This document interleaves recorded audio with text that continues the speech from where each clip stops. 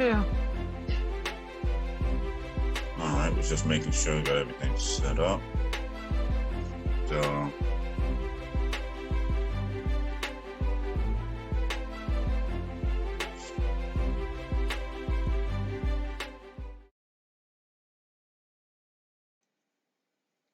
This episode of the Grand Rising Show was brought to you by Autochthonous Assembly, where the real work gets done. Autochthonous Assembly is a gathering of the minds that do the work. Now, for many of our first-time subscribers and first-time visitors, you may be wondering who Autochthonous Assembly are.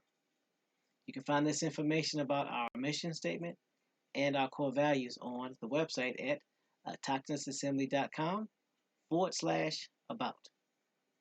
We are a nonprofit organization dedicated to raising up Indigenous American voices by using genealogy, also known as family history, or your family tree, which is the study of families and the tracing of their lineages and history. Genealogists use oral interviews, historical records, genetic analysis, and other records to obtain information about a family and to demonstrate kinship and pedigrees of its members. Our core values are the foundation of our company, which is essential to our success and serve as a lens through which we evaluate every business decision. Those core values are, but are not limited to, integrity, which is knowing and doing what is right; respect, which is treating others the way you want to be treated; responsibility, which is embracing opportunities to contribute; and servant leadership, which is serving the common good. Now, at Autochthonous Assembly, we have a couple of goals here. And our first goal and foremost of the reason why we do everything that we do is to ensure that we help you do your genealogy and connect back to your tribe and find out where you are from. Everything that we do from the standpoint of the Grand Rising Show and all the information that's posted on the website is dedicated to that one specific purpose, helping you find your genealogy, find your relatives, find your family so that you will know exactly who you are. And if you choose to, tie back into your tribe, whether that tribe is a Native American tribe, an American Indian tribe, whether it's allowing you to determine which house in Africa that you belong to, or what clan of Scandinavia or Europe or France that you belong to. Either way, our goal is to do just that, help you find out who you are so you know exactly where to start. We are not here to tell you who you are, and we're not here to tell you who you are not. We're just here to help you discover your beginnings. Another one of our missions is to help you become financially independent so that you can help your generations for the next 7 generations and be able to put a stable foundation for you and your relatives. And if you should choose to use this information that we provide free of charge to help not only yourself, but your community and your tribe, then we will do everything in our power to make sure that gets done as well. And remember, our goal here is to make sure that we help you get exposed to this information to put you in the best situation possible. So now what I'm going to do now is return it back over to the panel to see if there was anything I missed, and I will go ahead and get set up so we can get ready and get digging into this information. Panel, take it away.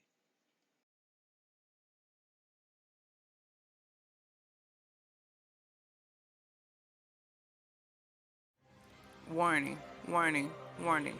Hard hats, pickaxe, shovels, boots required.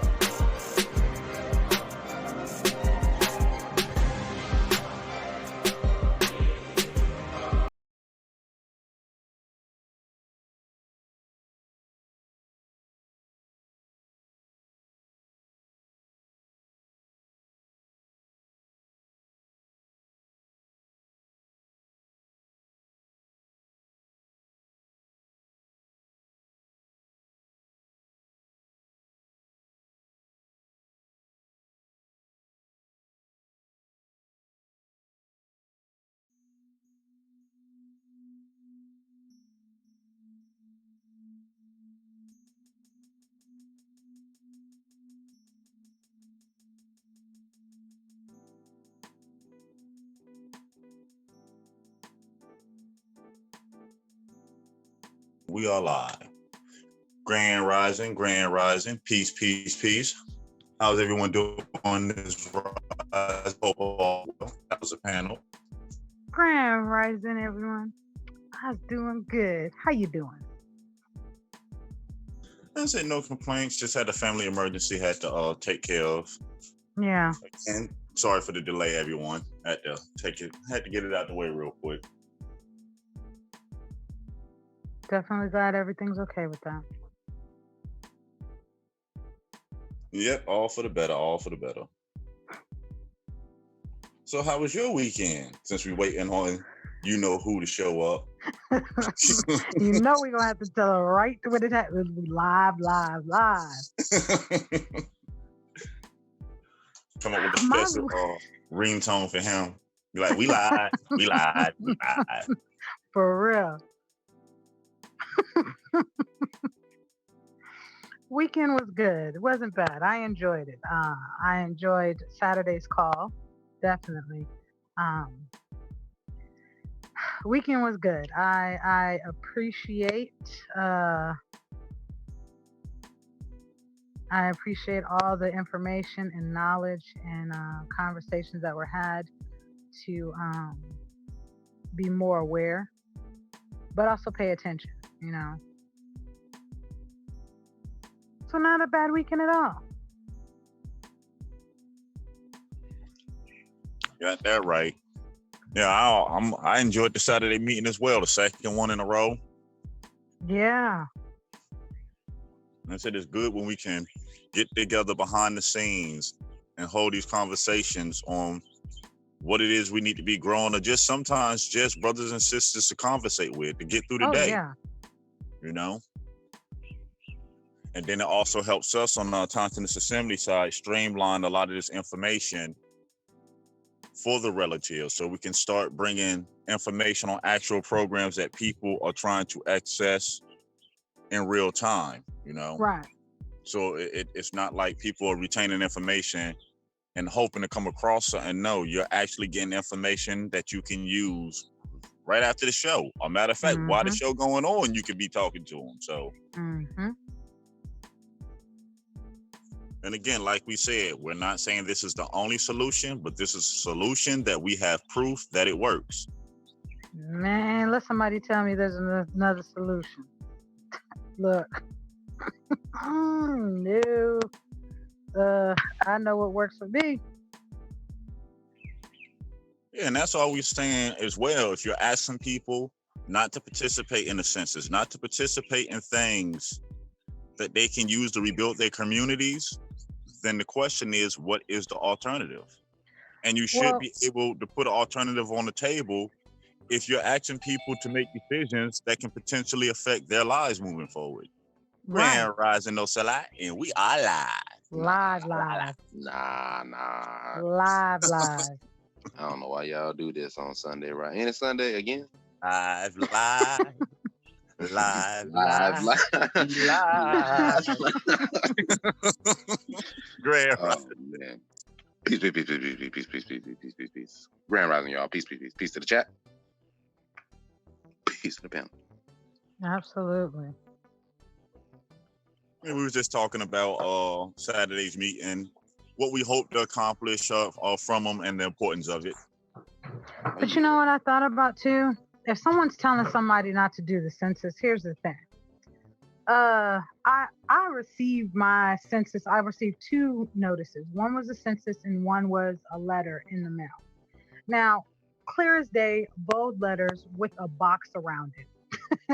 It says, you got to do the census. This is lawfully, legally required. So if someone is telling you not to do the census, what are they really telling you to do? What are they really asking you to get yourself involved in? Forfeit your hand. They're asking you to forfeit. Yeah, that's a problem. That's a problem.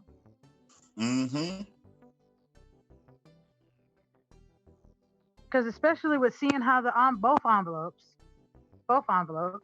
I did the census, by the way. Just want to put that out there. I did the census. You know it. But it's a real thought. Like, okay, if they're sending this out, and it's crazy because they didn't send it to my name, they just sent it to my address. Yep, it goes to the address, not your name. Correct. And really thinking like, you know what? My lights are registered or are established in my name, my water, all these things that are established in my name connected to this address. And I don't respond. It's a problem. That's like you drowning. I put Mm-hmm. my hand out there to save you, and you say no. But then you complain that you drowned in the hand. What? Right. So if someone's saying not to do the census, yeah, all the way around.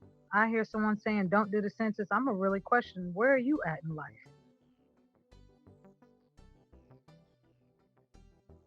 In bold letters, it says you have to do it.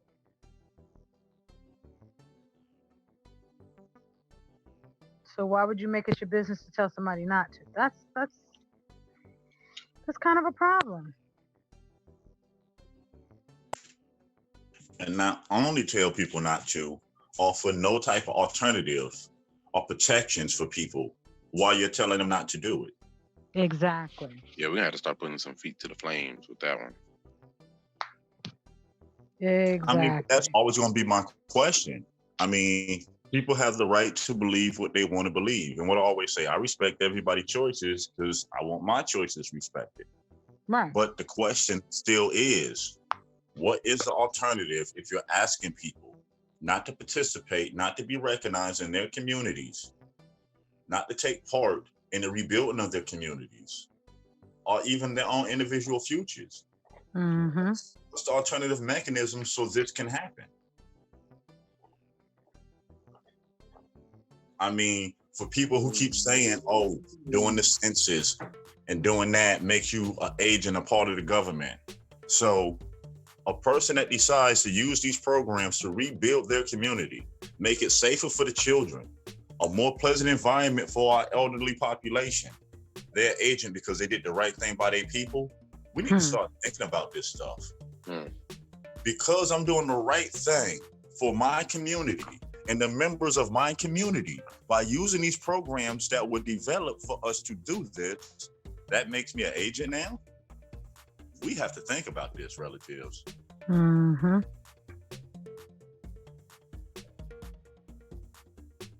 If you label people who can potentially help you in your community, you label them, you isolate them. You wonder why nobody won't reach out and give you a hand? Think about it. Would you?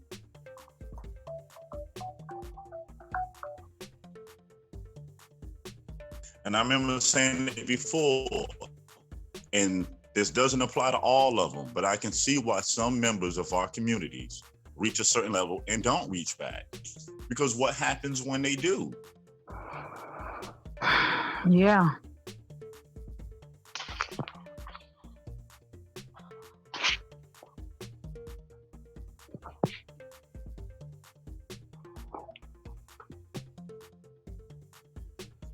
What any other thoughts on what happened over the weekend, our last Friday show?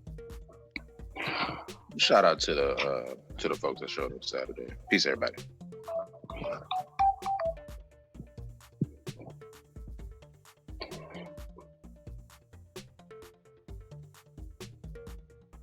Y'all give me 30 seconds. I got to change the title because we live on YouTube. Rising. All right.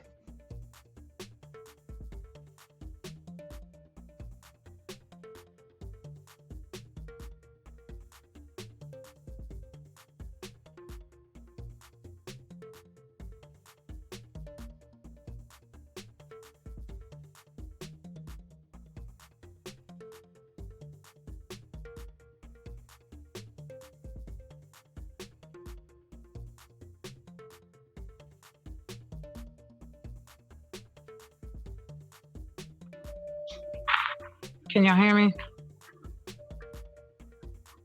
Yep. I'm clear. My bad. I got a house full now.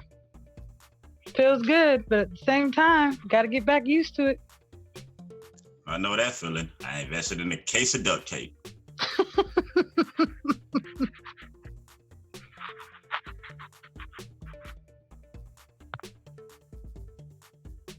For HVAC, right? No? Okay. Except for HVAC. I guess that's not for HVAC. Well, to keep them back? You said to keep them back? Yeah.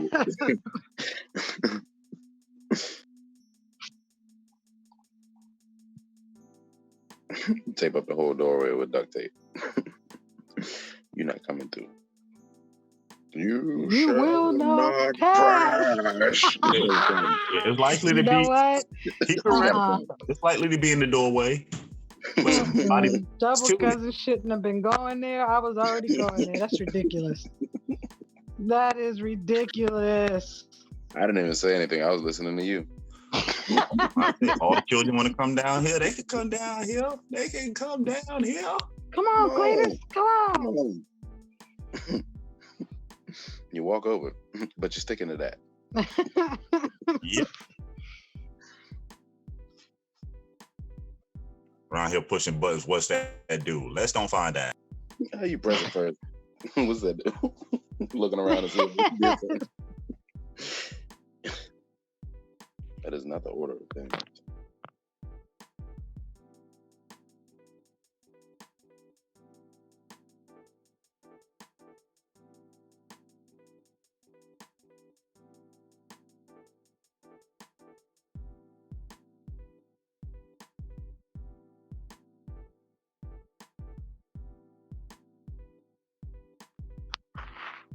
Oh, wait. Nope, we live.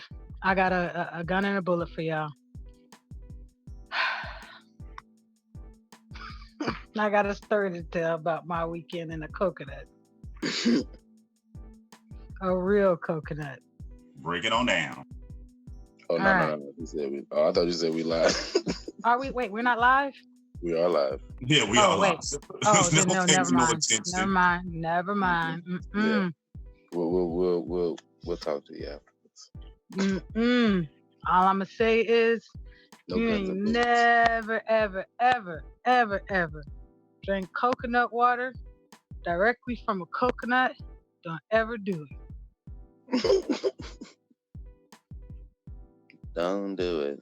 Yeah, that's still stomach type of drink. You said what? That's still cast iron stomach type of drink still. Nah, because it hit your nose first, and don't ever ignore what your nose is telling you. What you talking about? You drinking fermented coconut juice? No, it came out of the coconut. There was coconut water that came out of the coconut. Mm-hmm. Did it go up your nose? No, I don't want to know. We'll talk about that. My question is this one of them coconuts that done seen the world floating for a while?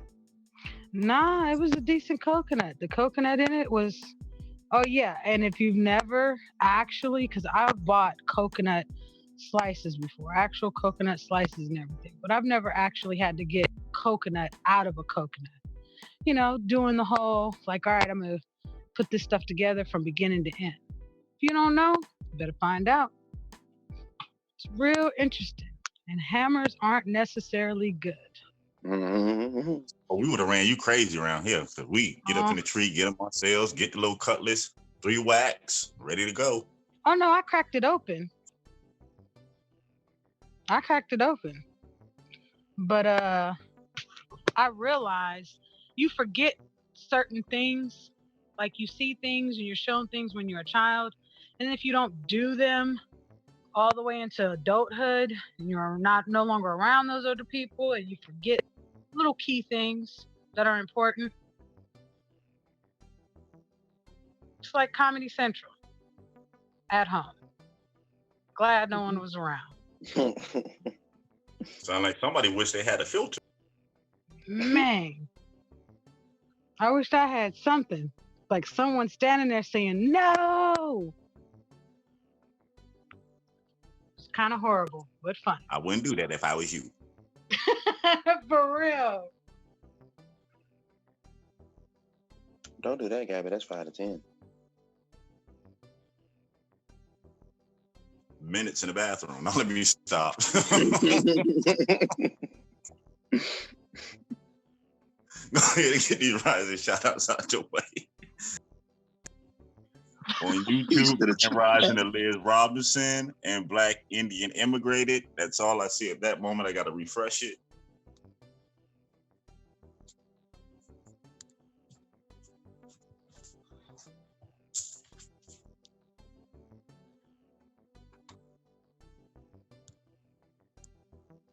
Grand Rising to Celestial Love, Mr. TJ, Phoenix Rose, Copper Color Ancestor, Original Tillers.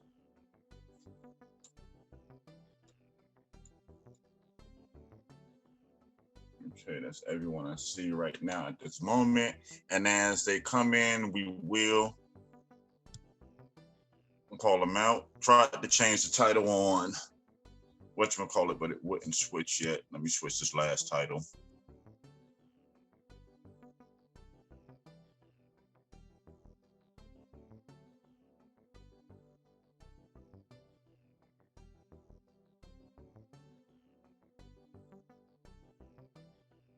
Yeah, this thing up there saying what it want to say.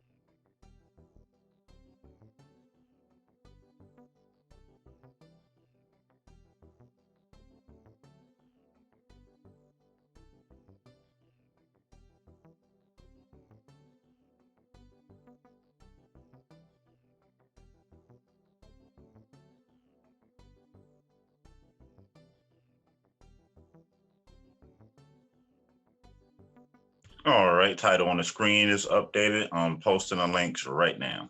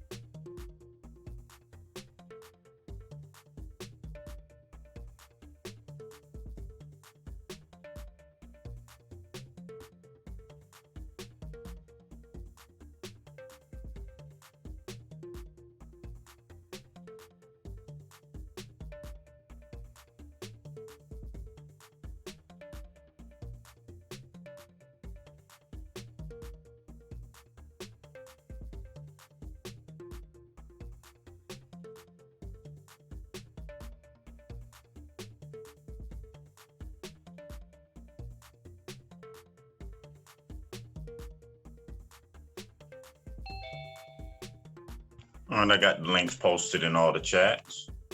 And no problem, Mr. TJ. I got a phone to do the same thing. Instead of doing what it want to do some of the times, they do what it want to do all the time. Grand Rising to everyone that's tuning in this Rising on Twitch. Shout out to all the Twitch followers and watchers every Rising. Appreciate it.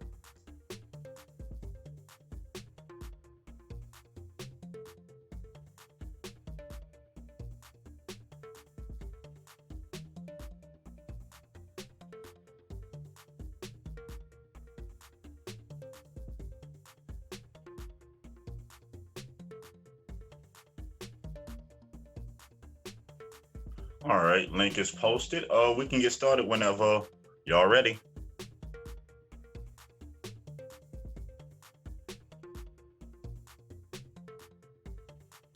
before we get started. And also shout out to all the new signers, all the new subscribers to the YouTube page over this weekend and the website. Remember, it was a busy weekend this weekend. Yeah. That sounds awesome.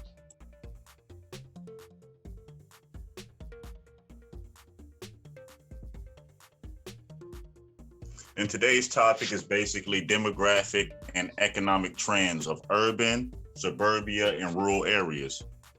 Also showing how these numbers and how this information is used and how we ourselves can use this information moving forward with the development of our institutions, different businesses, and programs and mechanisms that we need on a daily basis for self-sufficiency. Yeah, you need those numbers to understand the needs that you're trying to meet. You need to know if you need those numbers. Yep. You need them for presentation, for proposal. I'm just saying. Business plan. Shout out. Go ahead. Oh, no, go ahead. I was about to start. Go ahead. You good? Yeah, basically showing people that the work that you would need is already done. You do not have to have a full staff of people to go through neighborhoods and count when the numbers are already done. All you have to do is access it. And if you have a community where people don't know the importance of doing the census, then that's where we come out and we make sure we spread the word. Because again, a lot of people look down on it because they don't know what it does. They don't know how it benefits them. All they know is the same old foolishness they've been told year after year after year after year. Mm-hmm. Complain about gentrification, but don't participate in your own community census.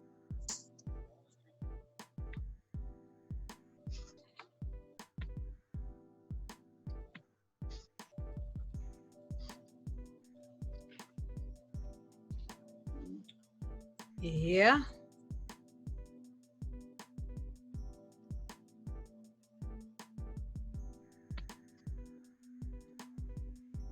You know, I learned something new over the weekend. What's that? This is something that, something I knew and something I didn't. So it's like a wedding. Something borrowed, something blue, something old, something. Okay. So I learned that if you're looking for property, whether it's for a community garden or farming, if you're looking for property and you would want to get all property that you're especially dealing with farming, whether it's a community garden or a small farm, medium, whatever size, you want to get the property perk tested, right? Which is something that I knew, but what I didn't know is that most properties that you go to look at aren't perk tested. And perk tested is when they go like 15 feet deep to make sure that like if it rains, the water will run off, it'll absorb into the soil, and also the nutrients that are in the soil. So they dig 15 feet deep and they do basically a nutrient test and all these, do these tests on the soil. What I didn't know is that when talking to real estate agents, if the property, most properties that they'll show you hasn't been perk tested, if they're showing you a property that is perk tested, most times it's owned by the real estate company themselves. And the extra fee is what they charge for the perk test, knowing the benefits of the property. Just something I learned over the weekend. They hit it right on the head.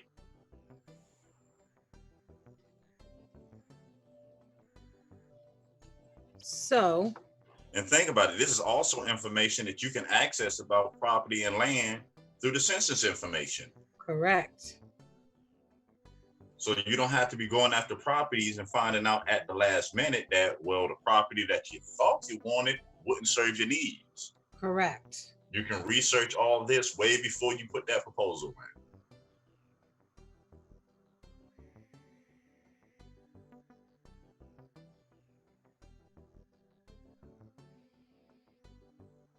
Everyone has the link.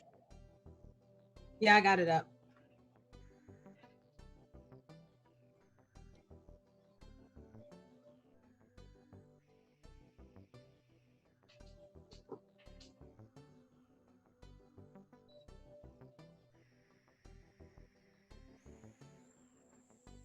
Ooh, what you gonna do? All right, I'm reading. Eyes reading. Are we taking turns reading or am I reading? I mean, I can read, no problem. Just saying. All right. Pew Research Center. Am I saying that right, Pew? Yep, the Pew. Okay. Pew, pew, pew. Pew, pew, pew, pew, pew, pew. Mm-hmm. Oh, that was my foot. That was my foot. You gotta fall down now. I hit your foot. Oh, I got a limp.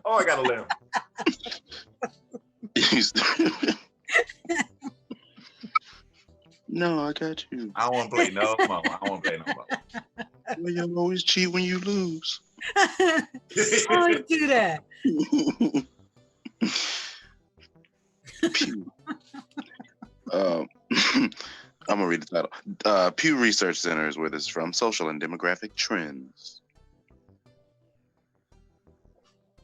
What unites and divides urban, suburban, and rural communities? Number 1, demographic and economic trends in urban, suburban, and rural communities. By Kim Parker, Julian Menachie, Horowitz, Anna Brown, Richard Fry, Devera Cohn, and Ruth Igelnick. Mm-hmm. They knew you were trying to read their names. That's why they wrote them like that. Oh my goodness. Grand Rising Brandon 3. Grand Rising. So that Take a picture with it. 4 charts here.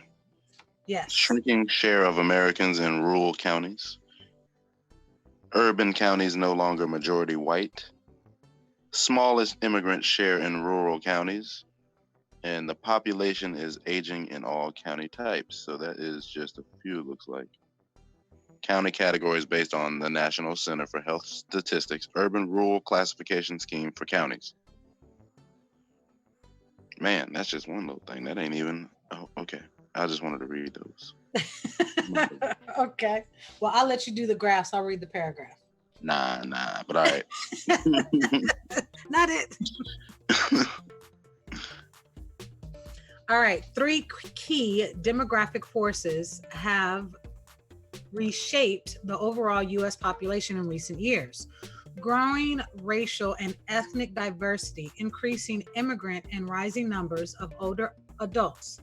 But these trends are playing out differently in the national, rural, urban, and suburban communities, touching some more than others. Likewise, recent U.S. population growth also has been uneven. Uneven? Okay. Urban counties have grown at roughly the overall national rate of 13% since 2000. Suburban and small metropolitan areas have grown more briskly. Rural counties have lagged, and half of them have fewer residents now than they did in 2000. According to Pew Research Center analysis of census data since 2000, U.S. urban and suburban population have grown at least as much as they did over the prior decade, but the total rural population has grown less than it did in the 1990s, when rising numbers fed hope of a modest rural rebound. As a result, a somewhat smaller share of Americans now live in rural counties, 14% versus 16% in 2000.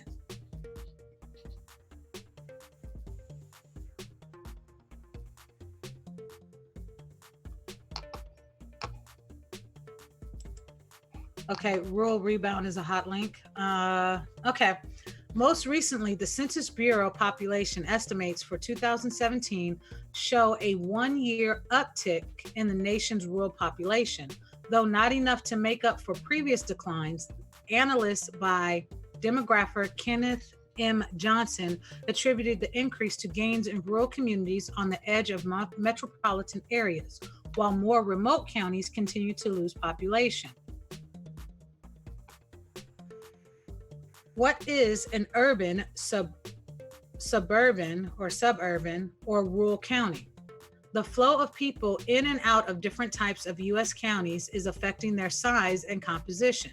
Since 2000, more people left rural counties for urban, suburban, or small metro counties that then moved in from those areas. Because there were not enough new immigrants to offset those departures. Rural counties as a group grew only because they had more births than deaths.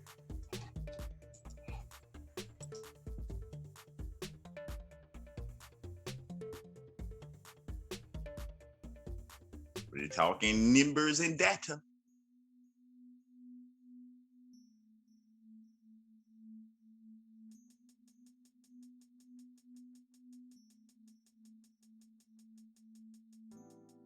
Everything all right? My bad. You're all smile right now.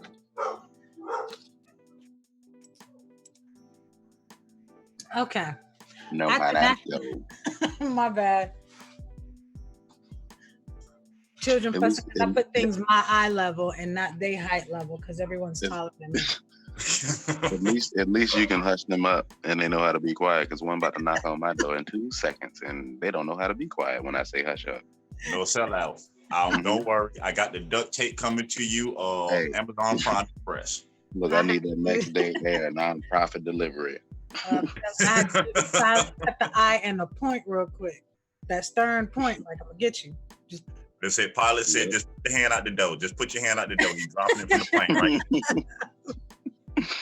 now. okay. At the national level, non-Hispanic whites make up the majority of the population, but a key demographic shift is underway. Whites are a shrinking share of the population and expected to be less than half by mid-century as other groups grow more rapidly. Whites have become a minority of the population in most urban counties since 2000, while remaining the majority in 90% of the suburban and small metro counties and 89% of rural ones. That's interesting. Uh-oh. Another key demographic trend, the rise in immigration in recent decades, has raised the foreign-born share of the U.S. population overall and has increased the share in each type of county, although to varying degrees. Immigrants, along with their children and grandchildren, have accounted for the majority of the U.S. population growth since 1965. One more time, Miss Gabrielle. One more time for the nosebleed. Yeah, I didn't hear that. Another key demographic trend, the rise in immigration in recent decades. Decades is 10 years, so several 10 years, has raised the foreign-born share of the U.S. population overall and has increased the share in each type of county. Although to varying degrees, immigrants, along with their children and grandchildren, have accounted for the majority of the U.S. population growth since 1965. But immigrants are more concentrated in cities and suburbs than in rural areas. Were they more concentrated again? In cities and suburbs Uh-oh. than rural areas. On the flip side, the majority of rural counties now have fewer U.S.-born residents than in 2000, a key factor in their dwindling populations.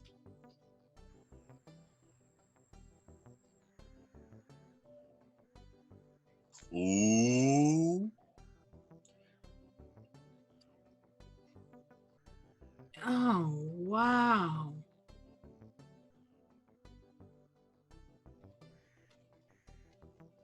So if I'm U.S. born sorry, I started looking at the population, map. if U.S. born population is declining, and foreign born population is increasing, kind of see the picture. Yep.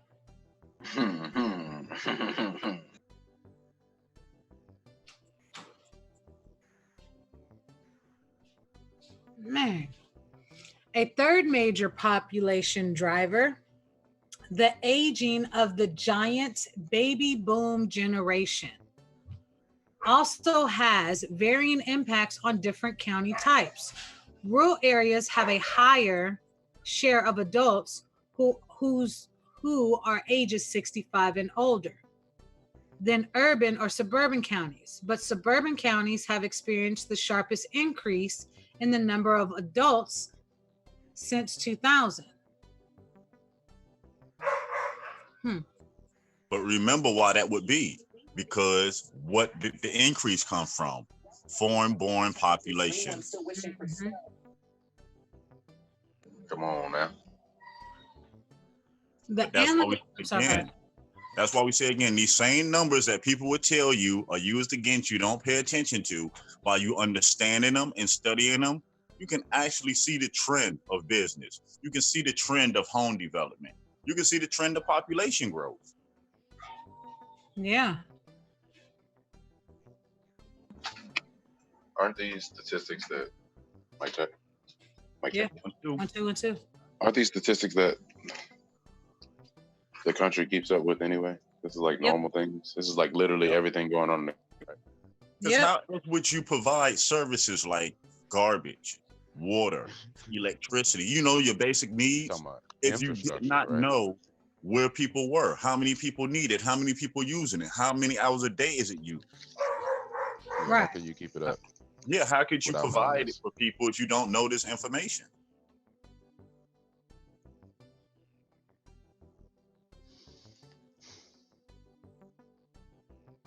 Again, research the researcher.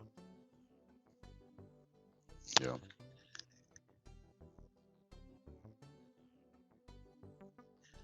Yeah. This has been researched. Get them. All right, Gabrielle, which window you went out?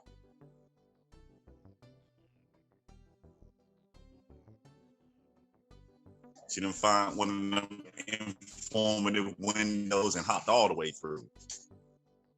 Can you hear me? I'm just this chart. You can click on the chart. The chart is a hot link.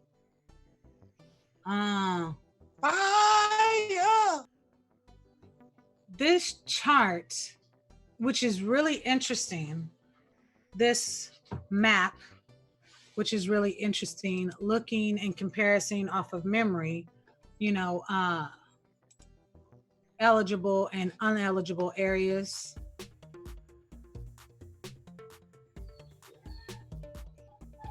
And looking where they have the urban areas in green. Mm-hmm. When and this is just me, I could be wrong, but those urban areas, it's not a lot of them. Nope. Now remember what you're seeing in the USDA map. Mm-hmm. And if you can, mentally overlay it. Mm-hmm. And it shows you how all this stuff ties in together. Yep. Opportunity zone map. Yep. Don't forget about that one. But section 3, qualified areas map. Oh man. How about the rural eligible cities? Eligible areas. Also, food deserts. When you see all these maps and you overlay them over each other, you'll be very surprised what you see. Yeah. You better print out some of them overhead projector sheets. Yeah, I was just thinking about, I need a, yeah. The overhead projector. Now I did one by making them transparent and Photoshop and laying them over each other. I just got one more to put on it, and I'm gonna try to have it on the website by this evening. If not, it will be there before tomorrow's Rising show. That's 2020 style right there. Forget the overhead projector. We in 2020, got to see. That's that vision right there. Yeah, they say our people are visual people, so I had no problem with bringing it to them so they can see it straight to their face. Take them shades off. Dang. Man, why you got shades on? Sun not even out. What's up with that? Hey, that's that 2020 blinder. I can't see nothing. That 2020 veil. It's crazy because the yellow or mustard or that's the suburbs or small metropolitan areas or metros. Metros is metropolitan, right? Cities, yes. Okay. Yeah.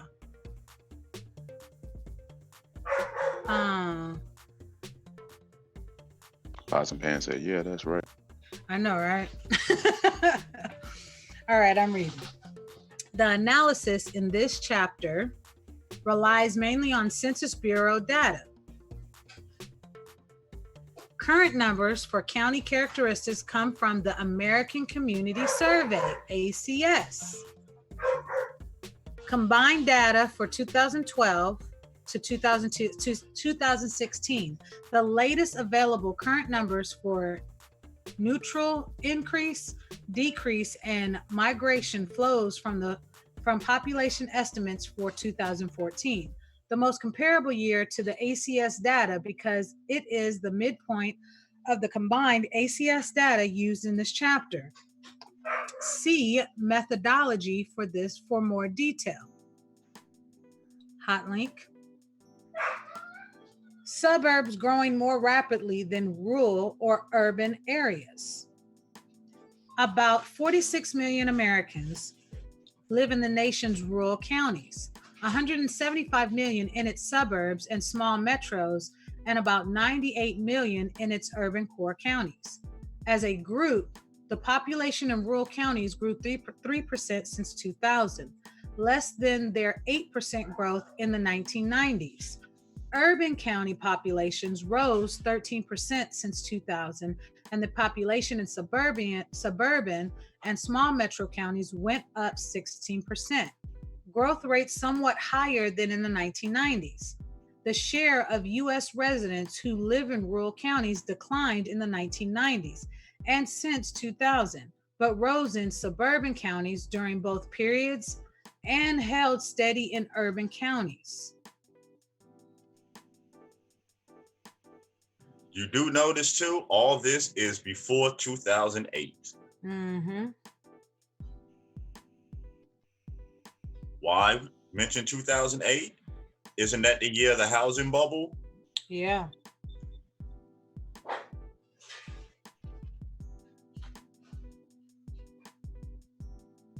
And you can see the major drop in U.S. born population and home ownership and the increase of foreign born home ownership.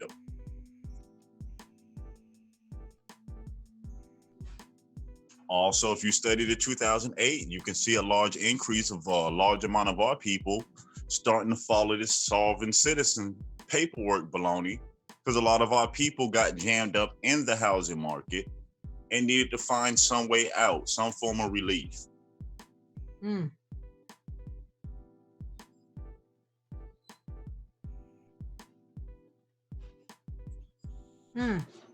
That's why researching and studying the numbers, you can see the trends, you can track it, and the majority of the time, you can tell where this started and where it's going. Right.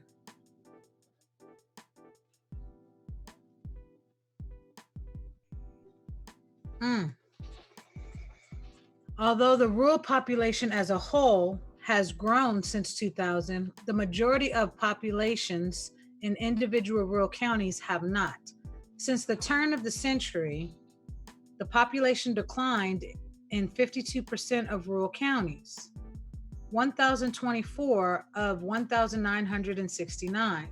Among the hardest hit counties were those where the economy is based on farming, about a fifth of rural counties.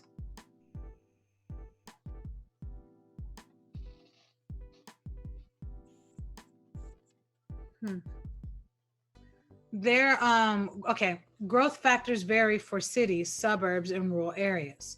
There are four main drivers of population gain or loss at the county level: birth, deaths, new immigrants coming from abroad or leaving, and people moving to or from the U.S. counties, including immigrants already living in the U.S. The census numbers show that these factors are affecting cities, suburbs, and rural communities differently. Urban areas gained 1.6 million net new migrants since 2000, with a surplus of immigrants more than offsetting a loss of people who moved out of the suburbs or rural areas. As a group, urban counties had 9.8 million more births than deaths, further bolstering their population. Okay. Suburbs have gained population from international and domestic migration, while rural areas fell behind.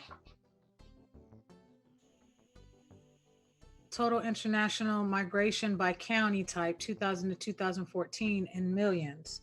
Urban, is at 7.0 millions. Suburban, 5.4 million. Rural, 0.6.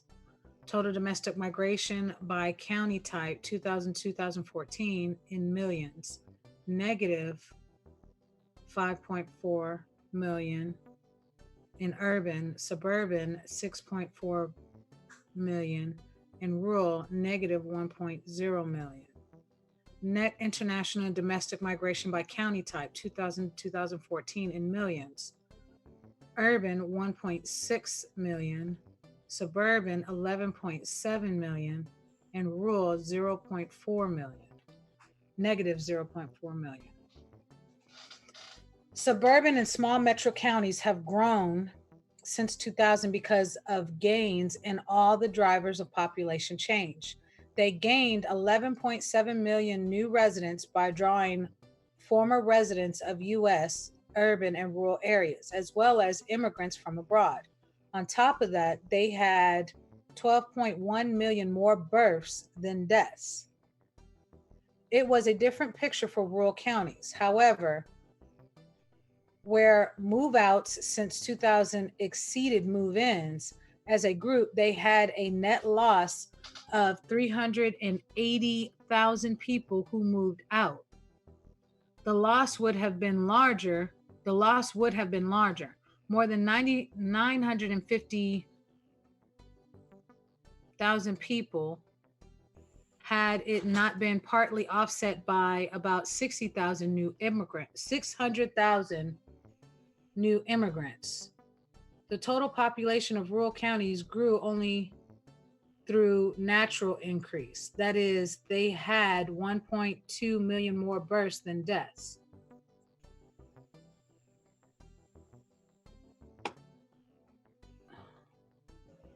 Interesting. So am I okay? What I'm seeing is that the majority of the increased population is from immigration, and that the natural births from people already here, it's increasing, but not at the rate of immigration. Yep. So what I'm seeing this time frame from 2000 to 2014, that more people immigrated into the United States and it's basically double the numbers in comparison to the births of all that happened.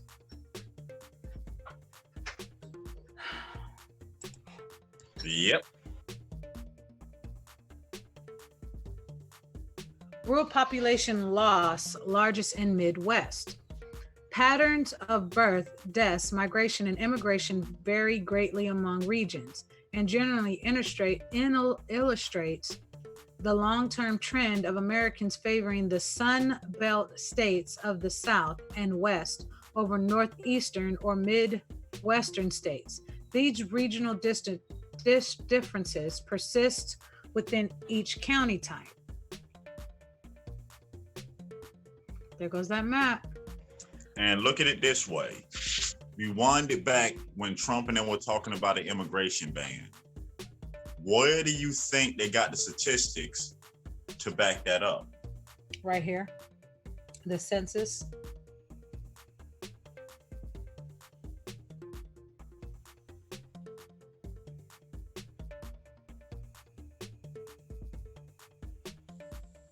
See why it's important to know what's going on, to be Absolutely. informed on the accurate information and numbers and data.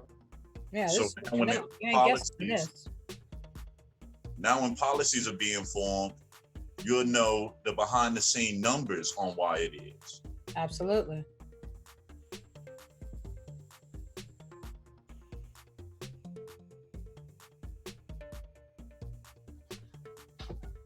Among rural counties, a majority in the Northeast or Midwest lost population since 2000, while a majority in the South and especially the West gained population. One factor behind the regional difference is that rural counties in the Northeast and Midwest were more likely than other rural areas to have more deaths than births.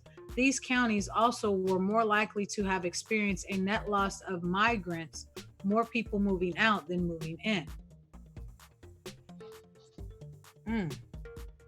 The population trends of rural counties are linked to their economic profiles. As a group, the nation's 391 rural farming counties, heavily concentrated in the Great Plains, hot link, have lost total populations since have lost total population since 2000, while rural counties with other types of economies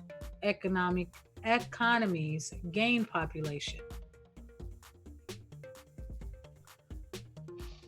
Looking between those numbers, a lot of people gave up farming and picked up other industries.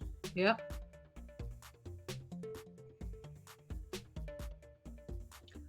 The total population of rural counties with recreation-based and government-based economies grew more since 2000 than the population of other rural county types. One reason recreation-based counties grew was that they had a net gain of new residents who moved from other U.S. counties, the only rural county type to have a gain in net domestic migration. An analyst by the Population Reference Bureau found that rural recreation-based counties were especially likely to have growing numbers of residents 65 and older, while rural farming-based counties were losing residents in that age group. Among urban areas, the Midwest had the largest share of population losing counties since 2000. 42% of urban counties in this region, including the ones that encompass Chicago, Cook County, Illinois, Detroit, Wayne County, Michigan, and Cleveland, how do you say that? Cuyahoga County, Ohio, lost populations. Wait, weren't those the same populations that they were taught? We did this was maybe a couple of weeks ago.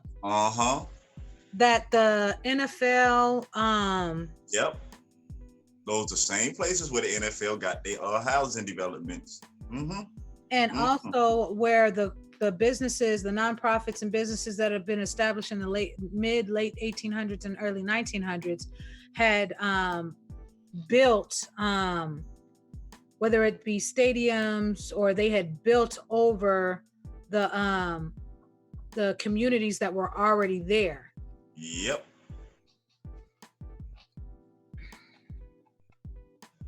Now you see how you can see the true picture when you have all the information. Yeah. And the history, and you tie the information, numbers, and history together. When you get all three and put it together, you have a full picture. Just can't use one. Yeah.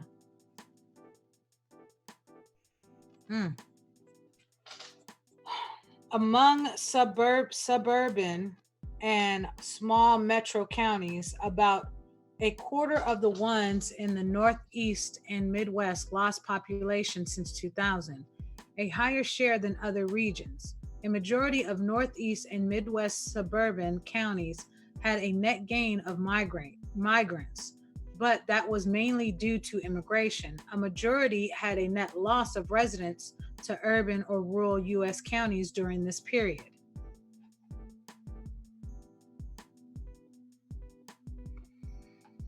Older adults are a higher share of the population in rural areas than in urban and suburban counties.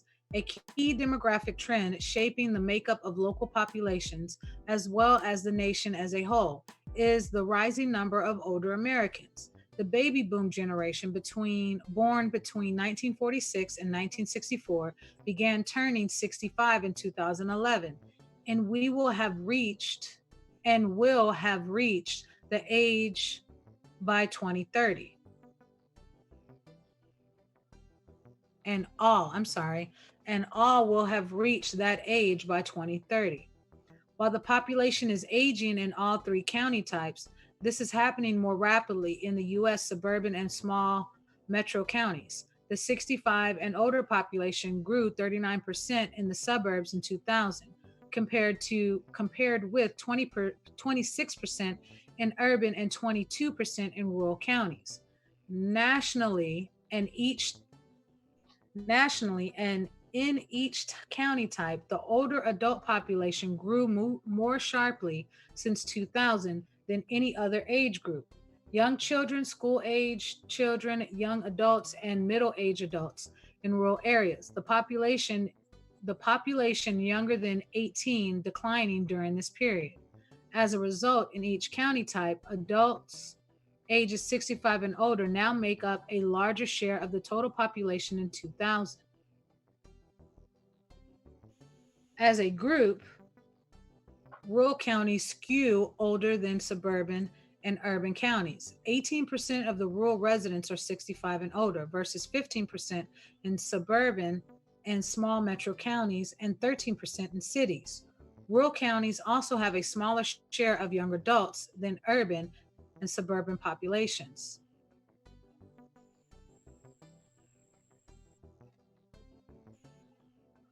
What is a typical urban county? There is so much variability among counties that no single one is perfectly typical. But Franklin County, Ohio is a good example. The county seat is Columbus. The county seat is Columbus, the state capital. Like urban counties overall, it is growing, though its current population of 1.2 million is somewhat larger than the medium urban county. The population is about 2/3 non-Hispanic white, a higher share than for urban counties overall. But as with urban counties, the white share has declined. Franklin County has a smaller share of adults ages 65 and older, 11%, and the same share of people in poverty, 17%, as the typical urban county. As did urban counties overall. It gained prime age workers since 2000. Named for Benjamin Franklin, the county is home to Ohio State University and its Buckeye sports teams. The county has voted Democrat in presidential elections since 1996. The corporate headquarters for Nationwide Insurance and Limited Brands are located in Columbus. The region also has the highest number of refugee arrivals in Ohio, and one of the largest populations of Somali refugees in the county. What is a typical suburban county? Hold up. Why they call them Somalians and not African Americans? That's another story. And see, I wasn't even about to go there because I was like, wait, that's specific. But,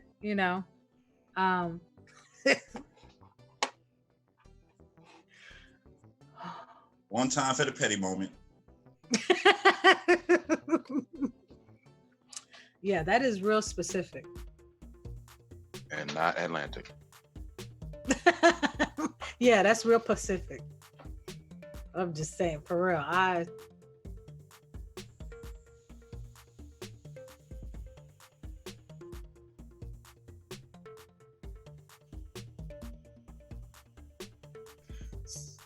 So, hold on.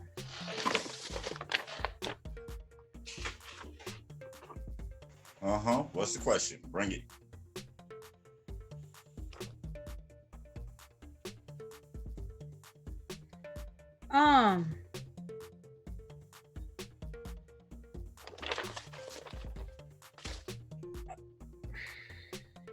Never met heard a lot about him or her, but never met him. Isn't Somali under the black category? I don't know. Last I looked, there's some Somalians I personally know whose status is white.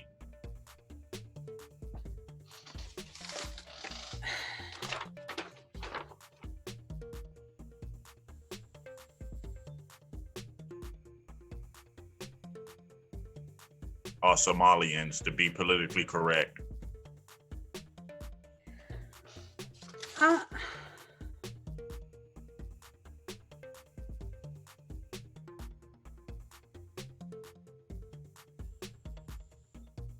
Yeah, even that on census data, they'll consider you an African American, but the African American and the Africans are counted separately. They're different groups. Yeah, and see, that's what I'm okay. You know what? What is a typical suburban county? That was specific. Okay. Hunt County, Texas has many characteristics of the typical suburban or small metro county. It belongs to Dallas-Fort Worth metropolitan area. Its growing population of about 89,000 includes, as is true of most suburbs, a declining share who are non-Hispanic white, 73%. As with other suburbs, the older adult population is rising. 15% is rising. 15% of residents are ages 65 and older. The number of people in poverty, 19% of the total population, also went up since 2000. The number of employed residents ages 25 to 54 ticked down, as is true of the typical suburb. Named for Texas political figure Memucan Hunt, it became a county in 1846. That's interesting. Greenville is the county seat at the largest town. In its early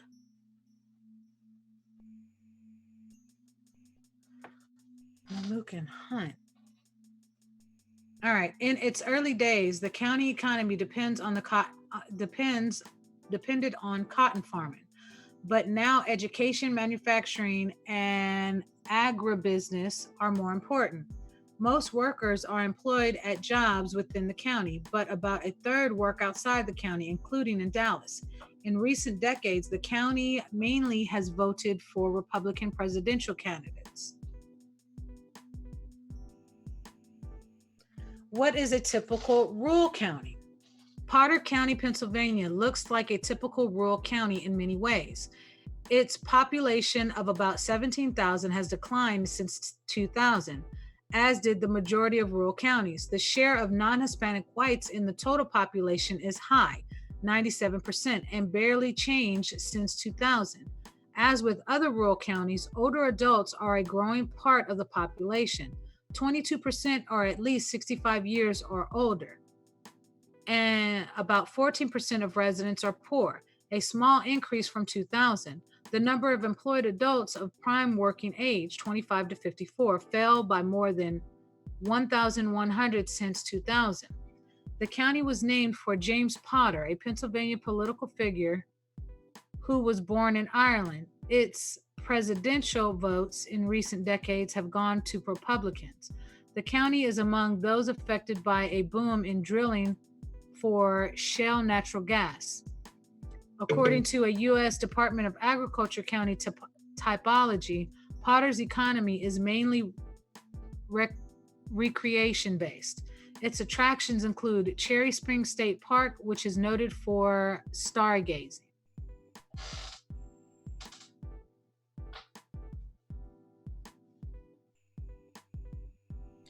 So, other than how voting is done,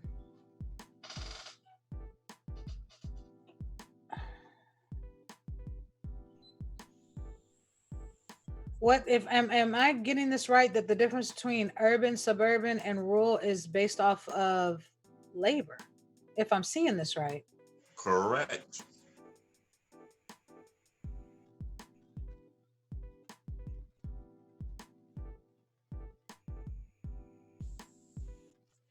Correct. Three different labor classes.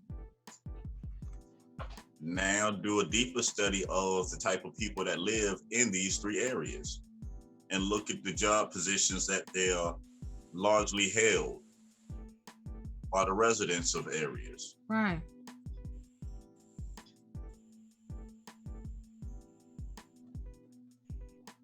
A lot of your higher unemployment, management employment tend to be in suburban areas. Yeah. A lot of your former, basically hand-based industries are rural. A lot of your laborers and service workers are in the city.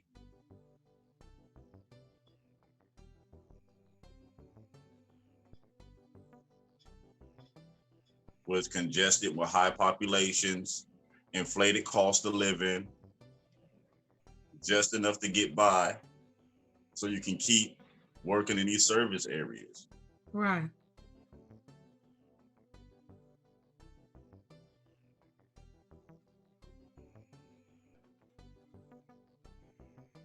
Urban and suburban counties are becoming more racially and ethnically diverse at a much faster pace than rural counties. The nation is becoming more racially and ethnically diverse, but these changes have been more muted in rural counties compared with urban and suburban ones. The white share of the population fell 8 percentage points since 2000 in the suburbs, 7 points in the urban core, and only 3 points in the rural counties. Overall, the US population remains majority white, but not so in urban areas as a group. Among urban residents, 44% are white, compared with 68% in suburban and small metro counties and 79% in rural counties. In fact, whites have become the minority in most urban counties. 53% of them are majority non-white. Since 2000, only about 1 in 10 suburbs, 10%, and rural and 11% counties are majority non-white. While the share of non-Hispanic whites has declined, the number of whites grew in the nation overall and in suburban counties as a whole since 2000, but the white population did not grow as sharply as other groups did, leading to a decline in the white share of the total US and suburban populations. In urban counties, the decline in the share of the white population was due both to a decrease in the number of whites and an increase in the size of other populations, chiefly Hispanics. In rural counties, the white population also decreased and other groups also increased in size, but the impact was more modest on the white share of the population because the whites are so large a proportion of rural residents. Immigrants are a rising share of population in each county type.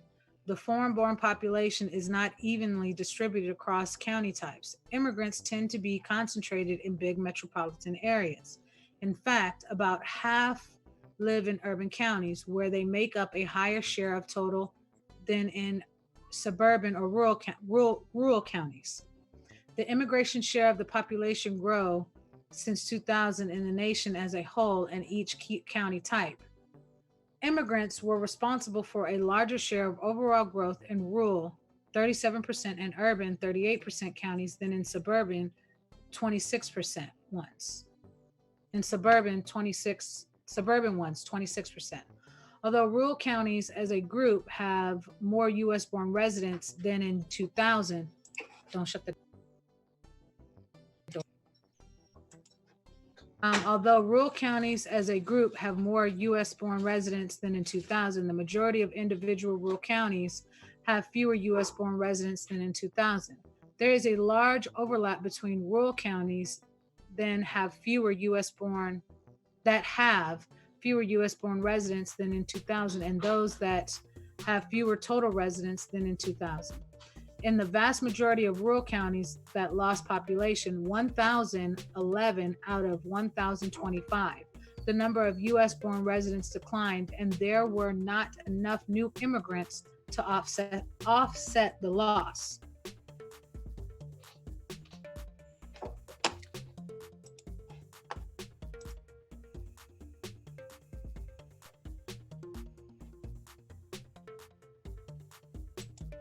Double cousin, can you read? I know how. Can you physically read? Verbally? Soundfully? Read? Oh yeah. Give me like 1 minute. Where exactly? There are gaps in poverty, education. Oh man, there are gaps in poverty, education, and employment across county types. Gotcha. Balls messing with the church's money. There are gaps in poverty, education, and employment across county types. In addition, mic check. I don't care. Am I good? Okay, good. In addition to the three major demographic shifts that are reshaping urban, suburban, and rural counties in the U.S., the aging of the population, changing racial and ethnic makeup, and the influx of new immigrants, there are significant differences in other important metrics across community types. These relate to the economic well-being of their residents. Poverty has increased more sharply in suburbs than in urban or rural counties. So they have a nice little image here. Overall number of poor residents has increased most in suburban areas. Overall, the poverty rate is somewhat higher in rural, 18%, and urban, 17%, counties than in suburban ones, 14%. Poverty rates have risen in all three county types since 2000.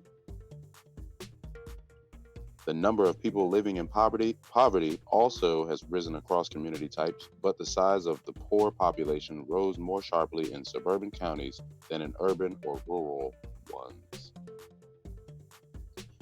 About half of the U.S. poor population, 49%, lives in suburban and small metro counties, while 34% live in cities and 17% in rural areas.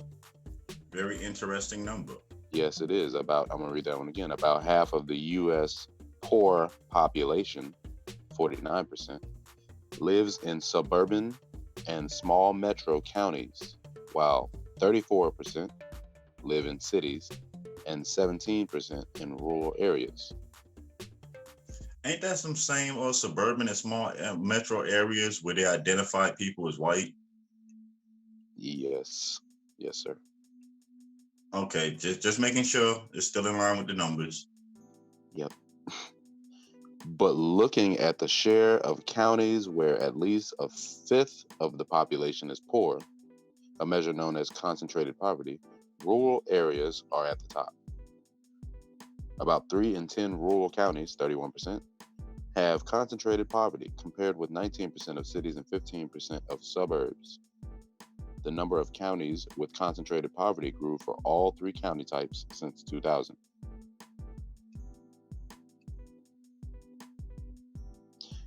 Growing share of residents of all county types have college degrees. There's another image here. The share of adults who are college educated has increased in each community type. Shout out to Pew Research Center. Growing shares of residents ages 25 and older have graduated from college in all types of U.S. communities since 2000. Though growth since 2000 was not as sharp as during the 1990s. Rural communities lag in the share of the population with a college degree. Today, 35% of urban residents and 31% of in the suburbs have a bachelor's degree or more education, compared with 19% in rural counties. Rural areas also trail urban and suburban areas in their share of residents with postgraduate degrees. In urban and suburban counties overall, college graduates outnumber residents with a high school diploma and no further education, but in the total rural population, there are more high school graduates than college graduates. The share of residents who did not graduate from high school has dwindled in all three county types.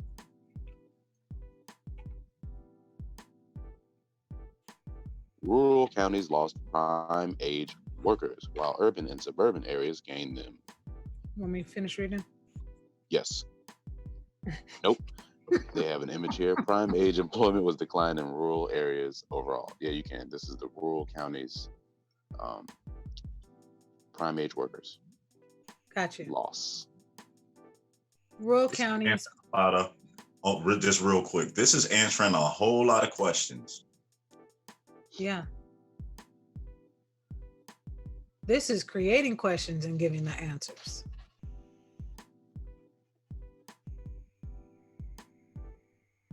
Rural counties also trail other types of communities, especially urban counties, on key measures of employment of prime age workers, those 25 to 54 years old. For example, 71% of rural residents of prime working age are employed, compared with 77% in both urban and suburban counties.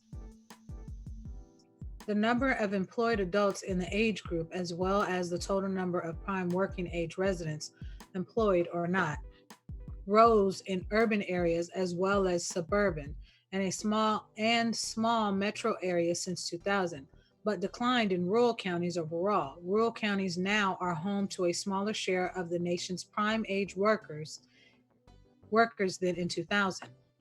The growth in the prime age working population was particularly sharp in urban areas. As a result, urban counties now are home to a larger share of nation's prime age workers than in 2000.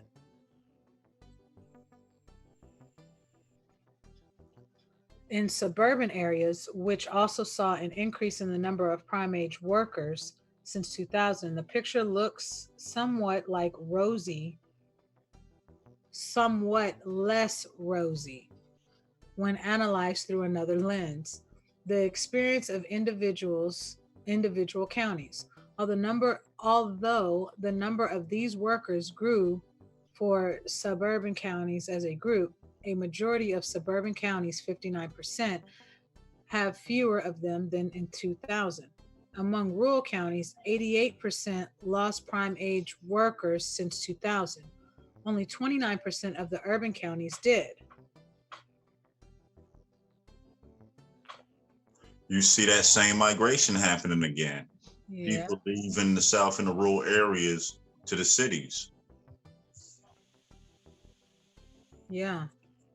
And if you look at the years, this go right hand in hand with the job increase and decrease that was going on.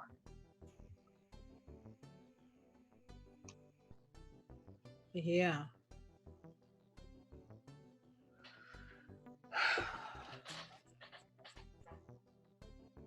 Another measure of economic health. Average earnings per worker is highest in urban counties and lower in rural ones. The average earnings are lower now than in 2000 for all county types, reflecting lingering effects of the 2000 to 2007 to 2009 recession, though average earnings in rural areas declined the least. The more recent measure is based on a 5-year average centered on 2014, reflecting earnings for the prior year. The 2000 figure reflects the 1999 earnings. So most of these stats are coming from the ACS.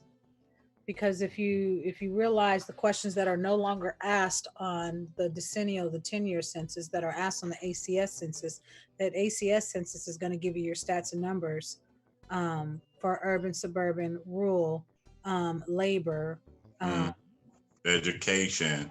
yeah. And it also shows, again, a lot of people might ask, why are we going through this information? Because we talk about programs and bring information about programs. And this shows how these programs are developed. You notice when we're looking at the USDA, there's a lot of programs for these rural areas dealing with the things that we've seen so far that's lacking. Yeah, there was a lot of programs that weren't into at all. Those programs are there. They get funds every year, but they're not tapped into. You notice the issues in the urban communities match the programs that you see in the USDA, community block development grants. Yep. Land banks. And the same thing with the suburban areas. It shows that they use these numbers in developing services and access to resources to particular areas. But then again, it's up to the individuals or the communities to access them.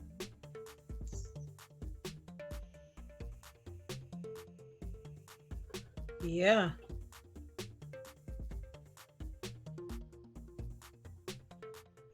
Again, this shows why when people are telling you not to do the census and that's all they can tell you, this is showing you the real importance of it.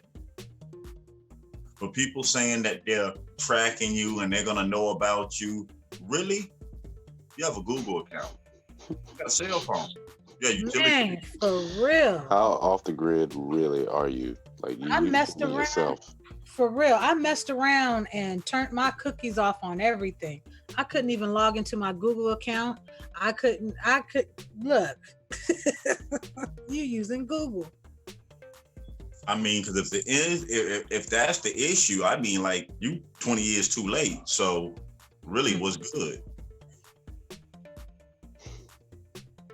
Again, this shows that this information, again, is used for representation and the allocation of resources. Exactly. And what they mean by resources is services that are provided in the area or the ability to design services in said areas for the access of resources, business and development, community growth.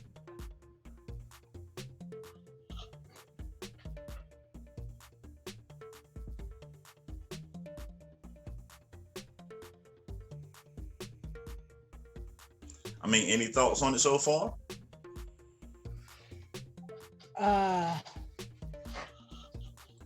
I'm sorry. Was that a reason not to do the census or to do the census? I believe that's why you should do it. I mean, it benefits you as a community. Yeah. Look. No, I'm sorry. I really just want. I kind of need to have a conversation now with somebody who does not believe in the census, because I mean, I don't know. I mean, I know there's a lot of families with the don't answer the door for people and don't do this, they don't need to know. But common sense, though, how many things do you have that are off the grid for real? Like, what do you? How much of your life is off the grid while you're not trying to fill out the census? I mean, what's that one TV show where it was like this family that would build houses everywhere and trade fish to the dentist to get their teeth pulled? What? You talking about the penguin from Batman? It was a reality TV show that was. That was Danny DeVito. I don't know what you mean. No, it was like this reality TV show, and I definitely don't know what you're talking about there. Okay, I forget what it was called, but Doomsday Ice Fishers. I don't know, man. Oh no, there was this family. They had been living like this for a couple of generations, where they just, they build their houses out of the trees in the woods and these cabin whatnots, and but when you really think about it, if they were living off the grid, they became off the grid once they became that reality TV show. Yeah, they were like back on the grid immediately. Bones, I think Gabrielle be pitching all the show ideas that she ever had. I ain't never heard of this show you talk about. This all the I'm stuff you telling put you, down. it was. Okay, we'll do it. It'll be on ATV. Don't worry. You don't have to keep pitching it. We got you.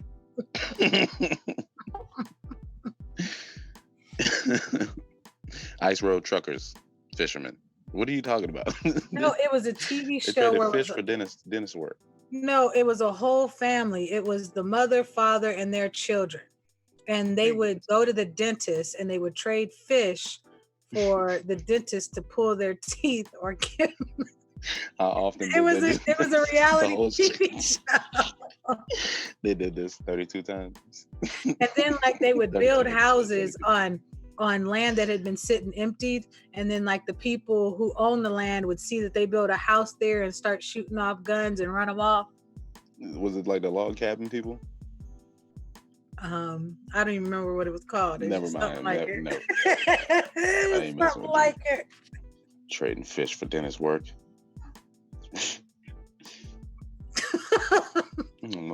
They made a boathouse out of. They cut a bunch of trees and they made a boathouse that would float on the lake. No, okay. Yep. After the show, we're gonna find it, or we're gonna find out that it's one of your many things you wrote down. I'm just saying, like, look, these programs, they just do the census. Anybody They have to tells you help not you. to do the census, they not trying to help you. They trying to hurt you, and just ask them. Okay, I was about to say, telling me just not ask to do them. the census. Did you get that envelope? Matter of fact, I'll tell you what the envelope says. It says your response is required by law. You know what? I really think that makes people not want to do it even more. You already got people who don't do things that's required by law. How can you stand on law? Never mind. Oh yeah. Oh man, never mind. You just woke me up for a second. I'm going back in the corner. I'm back on the boards.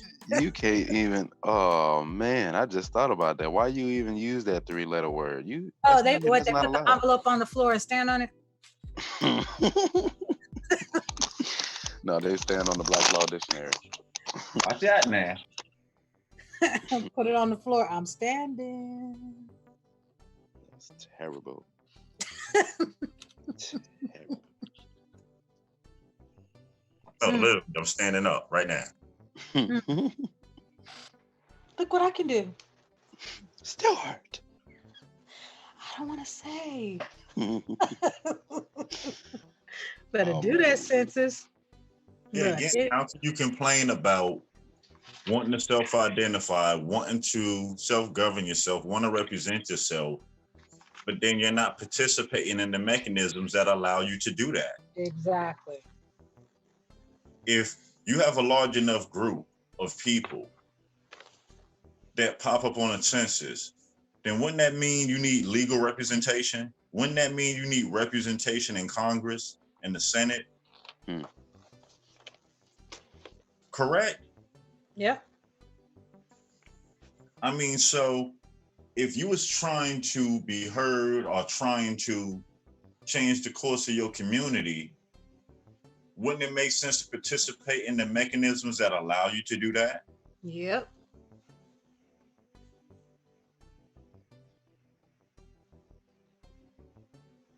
I mean, I could be crazy here, but it seems to me, and I'm gonna keep saying it, every time I step out and walk around in my community and visit other communities, it seems those are the same mechanisms that's being used.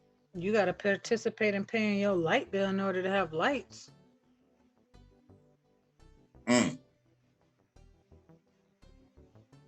You know what? Wait a minute now. Is it just incomplete, the argument that they have about not wanting to be involved with the government? Because I think you would usually have something in place like infrastructure or a means to build in the first place. I don't know. I'm just saying. Like, how is it supposed to happen after you? Well, I figure people after are good now with everything going on. They should be good. Not if you're not trying to produce for yourself or your community. So I guess they're not good. Yeah, but then again, you said something. during this time to where people are making whatever adjustments they're making because of the situations at hand, believe it or not, this is a good chance to start taking on certain things of self-sufficiency, whether it's gardening, whether it's whatever it is that you can produce for yourself. I mean, to me, it seemed like that would relieve any unnecessary stress, any unnecessary panic. No, you're right. I mean, if you think about it, like these areas that are considered food deserts, these areas that where you can get to, you know, fast food, and if fast food is your thing, by all means, do your thing. But those things can be dealt with now. Yeah, if you look at some of it, they even speeded up the process. Eliminated certain requirements to speed it up. So if you're, like you said, the food desert areas, if you look on the map and you see that you're in the food desert area and you into farming and stuff and wish to expand it or make it community oriented, this is the perfect time to start putting that proposal in. Because you have communities that can basically use these services right now. A lot of things have stopped, but the funding and the things that happen digitally is still moving.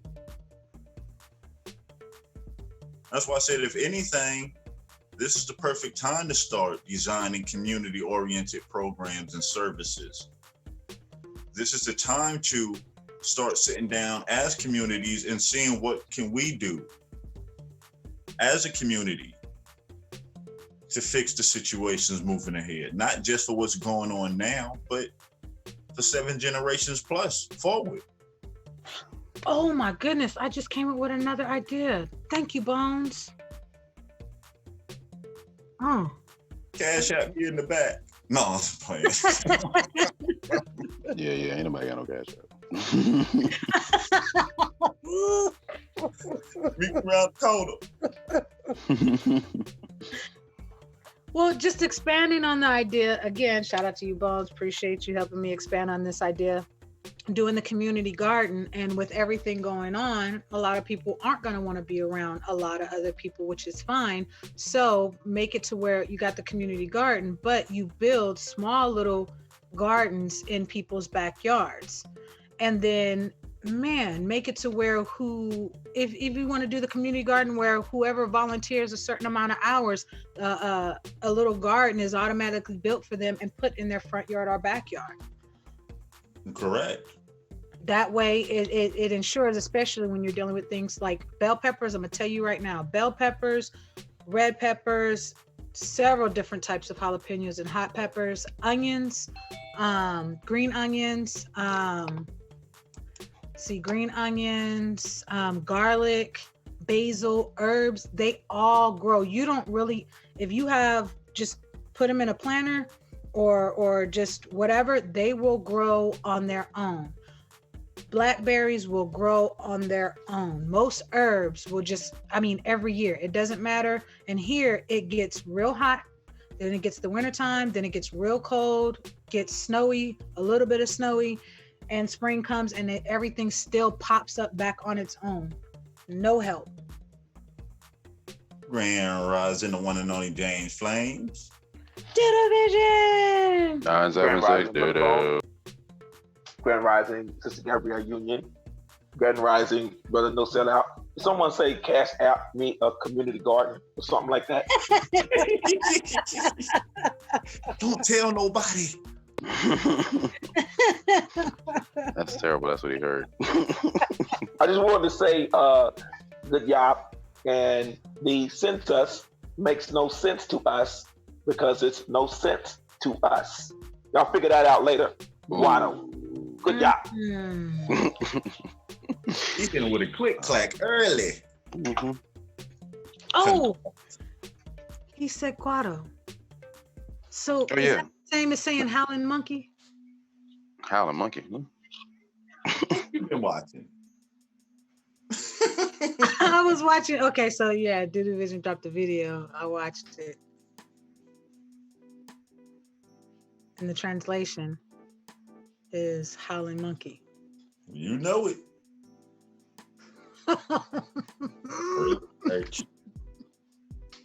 Guado. Ow, ow, ow.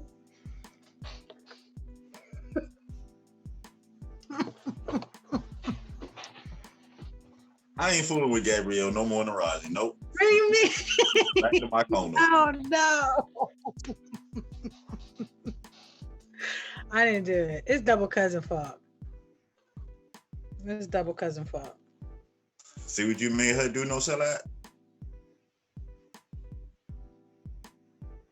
All I'm saying is the envelope says your response is required by law. I mean, I don't think there's another question to ask on that one. And even those who believe whatever other alternative storyline on history and the government, listen, that's cool. The question now is, then what's the alternative for the people? Yeah, because I mean, you're right. Because regardless of a lot of things, it doesn't change that the census is going to, the 10-year census, it's going to happen, period. It's been happening since 1790, right? 1790. And the ACS census has been happening.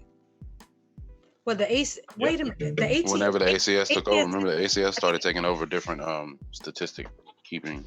Didn't the ACS census start in 1890? If I remember correctly. Yeah. So so there was one census that covered all questions, and then there was another census that was created that the questions became split. But it still doesn't change that this census. For the federal census, you had the state and territory census. Correct. So these accountings or accounts of or trackings of, they've been there. So why not participate in it and have it benefit you and your community? But look at it this way. Even if you personally as the individual don't participate, you still participated. You have a cell phone, right? Your cell phone provider counted your service in that census. Come on, son. You either pay rent or mortgage. So who you either pay your rent or mortgage to counted you in the census. You on somebody's census. I got you one better. Hold on. Let me finish the thought. You either are employed or unemployed, right? So either side of that coin you land on, you're either counted on the census towards somebody's job or you're counted in the census as not being employed. You're either in school, finished school, not attending, so you're counted in that form. So no matter how you look at it, you're counted. Mm-hmm. Wouldn't it make sense for you to count for yourself? Everybody else counting you for something. Let me ask you something. Let me ask you something. Let me ask you something. All right. So let's say, and this is just me thinking out loud. So if you feel like I need to stop thinking out loud, just stop me. Let's say you smoke cigarettes, right? They passed a law that you have to be 21, but you still have to card somebody if they look around a certain age. Don't you have to present an ID to buy cigarettes? No, they buy their cigarettes off the street, Lucy's. Okay. So let's say you go to buy alcohol, whether it's at a package store, ABC store, or like corner store, bodega or something. Don't you have to present ID to purchase that stuff? I guess they go to the bootlegger house. Now, I don't know how everybody else's cell phone companies is, but I know with AT&T, if I go down there, I have to show them ID. Now, here's my question. Doesn't a state ID also count you? Yeah, because they ain't got no state ID. Listen, they gave a census on how many people in their population have IDs and how many don't. So no matter how you look at it, somebody's counting you. Well, let me ask you something. It just came across my mind again. Now, with all these people who's saying send paperwork out to this person and that person, blah, blah, blah.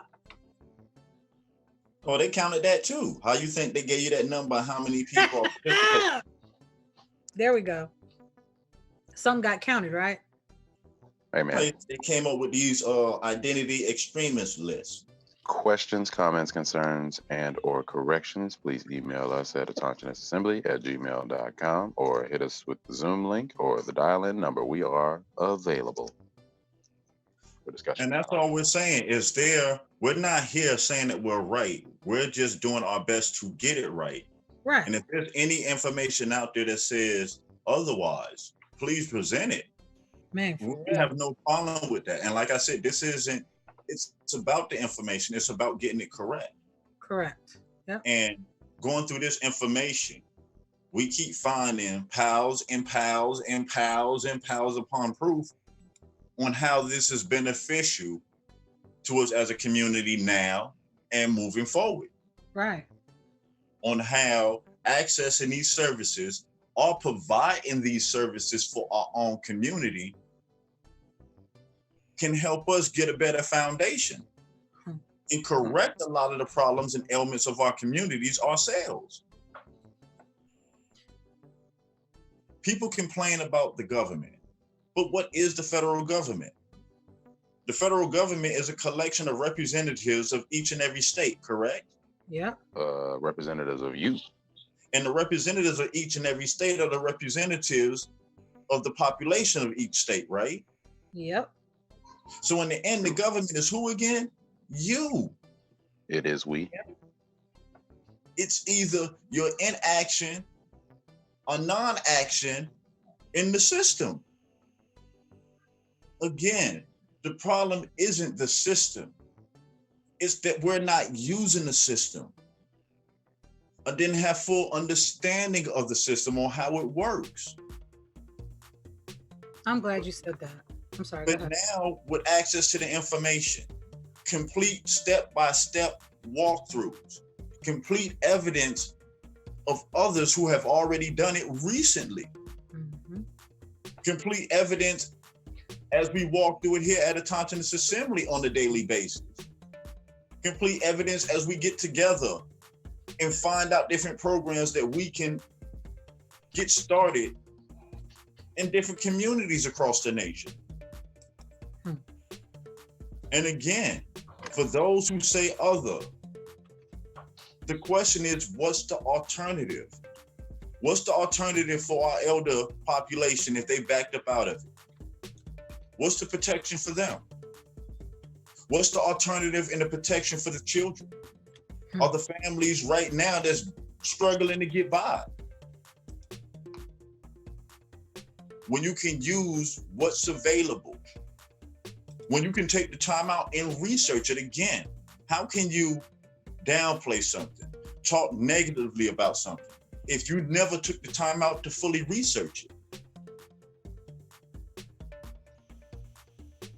Wouldn't it make sense if you're asking people to make a decision that's life-changing, that before you present the information or while you're presenting the information, that you present much factual information as possible, so people know exactly what they're dealing with when they make their choices? That's responsibility.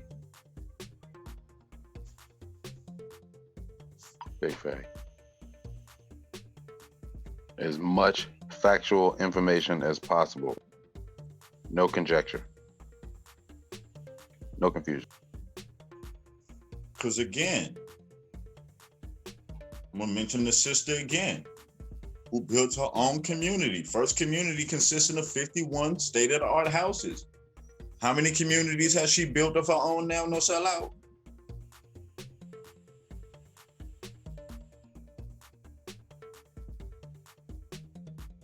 Well, you probably had to step away, but the sister has 7 communities that she have developed so far. Oh, wow. I'm talking on mute. I'm going in on mute. 7. Go ahead. 7. 11. No, she got 7. 7 communities built off the same programs that we're talking about.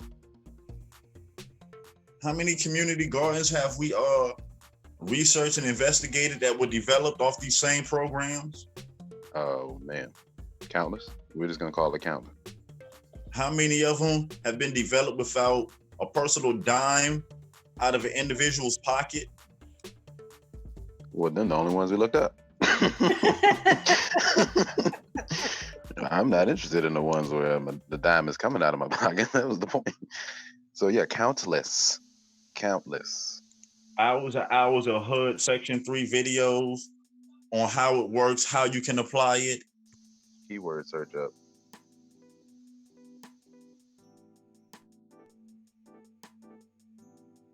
Even down to the point, the two brothers that got awarded, what was it, over 30 something million, 30 to 70 something million to build a housing authority complex.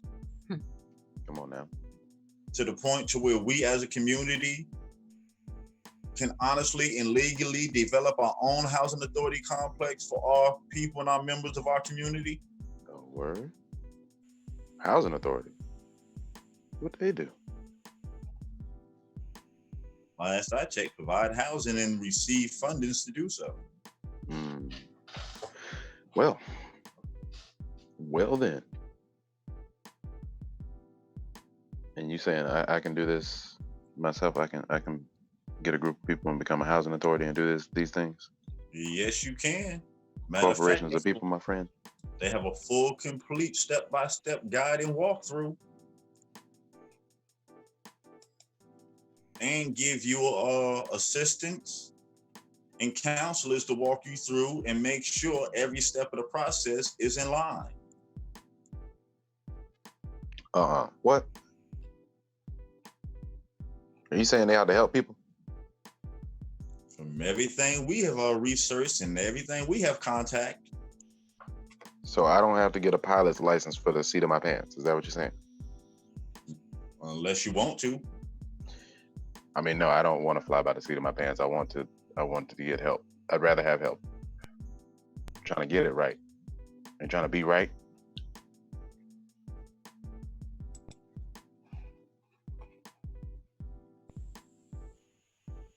Are any of these services, programs, grants, funds, loans, is anything, I'm just trying to see if any of these are guess it. You can guess on your own. We don't have no information. I mean, because even down to the business plan, they have all the stats already for you. I don't see a problem. Is it too much information? Are people scared of the information? I don't understand. It's on you, baby. Never too much, never too much, never too much. I'm just saying. Seems like it's more anti-community than anti-government. And I understand that a lot of us went through the majority of our life not having this information. But the great thing about it is we are armed with this information now. And now it's time for us to inform as many as possible and to find the like-minded members of our community in other communities that we can start working with to start bringing this stuff into fruition. Facts. I mean, it's not going to happen by itself. It's going to take action. It's going to take our action. And again, if you ever need proof, all you ever have to do is look at the other communities and different groups around you. A lot of people ask questions, how does a foreigner come over here and own a store in your city? Through these same programs. Receiving benefits by providing services to your community. And all we're saying is what happens when the owners of these services for the communities become you. So now the revenue that's generated by these companies remain in these communities. It rotates back and forth 10, 11, 12, 13 times before it leaves the community.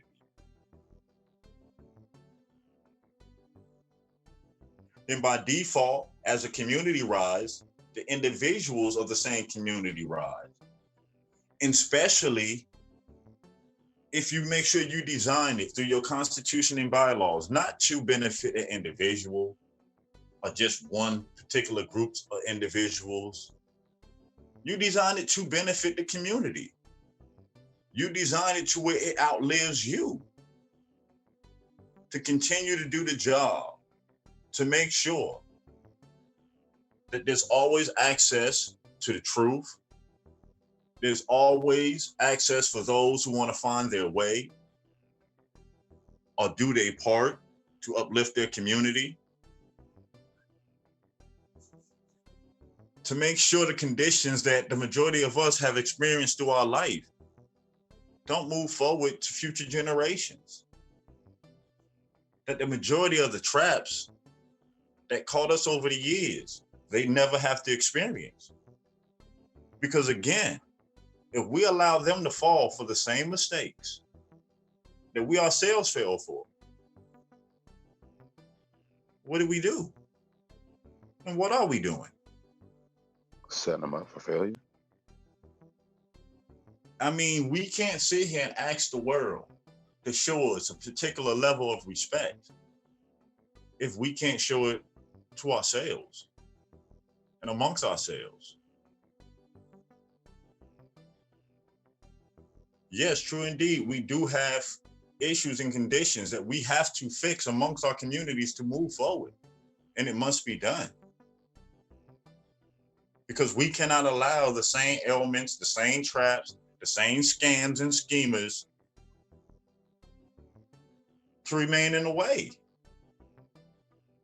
Not when there's proof right in front of you of that we can fix this.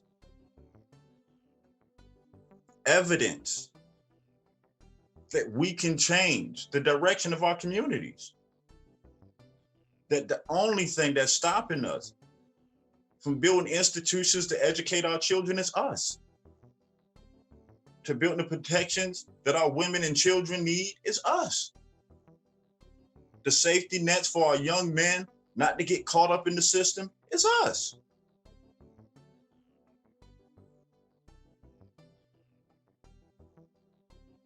And again, let's not become so petty and childish to where we argue more about how someone chooses to self-identify, become the main fight, than the conditions of the community. Because again, everyone in your community don't believe the same thing you believe. Everyone in your community doesn't look like you. I had the same experiences. But at the end of the day, when it comes to community, none of that should matter. Because it's about the best interest in mind of the whole community. Let's not make the mistake of waking up and stepping out of one form of indoctrination into another. Let's not take the pain of what was done to our ancestors and us and perpetrate it on another group. That let's use this choice that we have to do the right thing, to uplift ourselves and every member of our community, to do our genealogy and spread the information so that all may be interested in finding out their true story. Because again, not just us, but everyone has been told the same fabrication of history.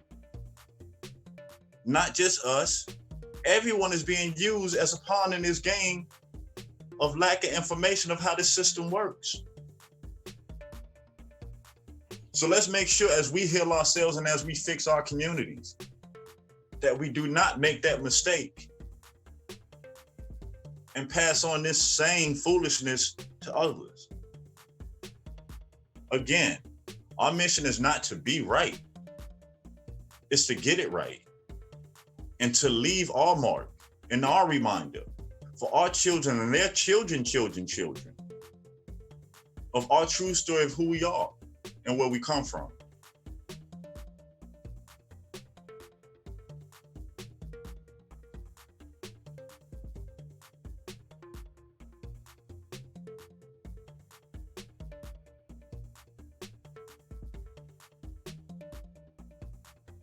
And on that note, remember we love, like, you might as well just end the show right there, Bones.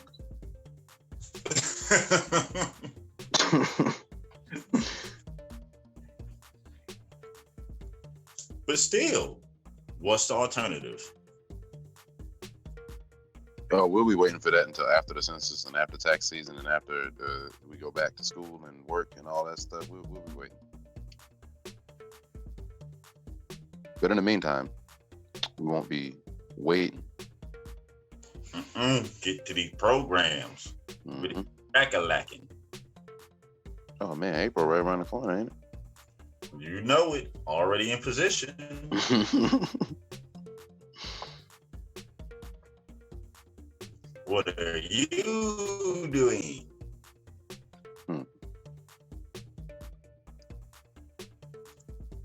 But no, seriously though, take the time out to research your community, the programs in your community, and what you can do. You and your neighbors working together for a common goal to fix the conditions. Because it also takes the time out for us to get to know each other again, really get to know each other, not digitally, but know each other. Because again, we all live in these communities that are suffering from the same needs, you know? And on that note, there's nothing else for this rising. We can go ahead and let everyone get their day on. It's that time, Gabrielle. What you got for them? Yep. Okay. First, peace to the panel, peace to the chat, peace to the silent majority. Continue on your genealogical journey. Period. Do your genealogy. Know who you are so that no one can tell you who you are. Census Day is April 1st, but census is out. They are allowing you, especially if you have if you receive something in the mail, you can take that form and put in the numbers that are on the form and fill it out online. Whether you fill it out online, go get the form from a library, or mail it in. Still, do the census. Make yourself count so that you can count. There's the ACS census. So if you get it in the mail, if your address is one of those chosen addresses to get that census in the mail, fill it out. You know, whoever receives that ACS census, they are basically a representative for their neighbors, for their community, for what they see, for what they put on there. So yeah, make yourself count so that you can count. Do the census. Get actively involved. There are programs for programs. The ACS census, the decennial census, there are census and used to help us to know, okay, the needs that we want to meet. These are the stats. These are the numbers. These are the statistics and percentages and areas that these programs would be best beneficial in. So there are programs for programs and funding for funding. A penny for your funding. Funding for your thoughts. My bad. But yeah, get actively involved. Sign up for notifications, whether it's through Facebook or the city, county, or state's website. Get actively involved. Of course, with everything going on now, you may not be able to go to the meetings, but those things are still going to happen. So you want to be aware of whatever changes are going on in your area and how that affects you and your community. Peace to the panel, peace to the chat, peace to the silent majority. Shout out to you, Double Cousin, for these wise words. Anybody doing nothing? Thank you, Bones, again for helping to expand these creative ideas to put them on paper or type them up to print them out on paper for this proposal. Appreciate you. Yeah, and appreciate everybody who got on the call on Saturday. It really does help to talk and discuss things, and especially when it comes to, you know, different things that have been discussed in different families, and you realize, oh wait, I was told that when I was younger. So yeah, appreciate you, Do Division, Copper. Appreciate all y'all. So with that being said, Double Cousin, your wise words. Thank you. Service to others is the rent you pay for the room here on earth?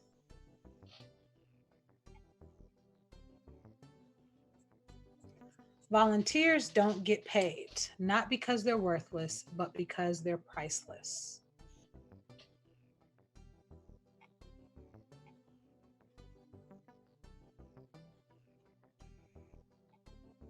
As you grow older, you will discover that you have two hands, one for helping yourself and one for helping others. Life's most persistent and urgent question is, what are you doing for others? And last but not least, if you want to touch the past, touch a rock. If you want to touch the present, touch a flower. If you want to touch the future, touch a life.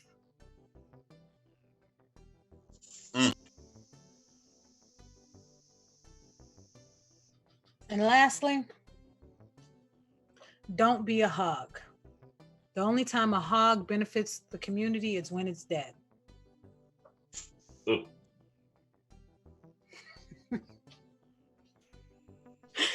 Peace to the panel, peace to the chat, peace to the silent majority.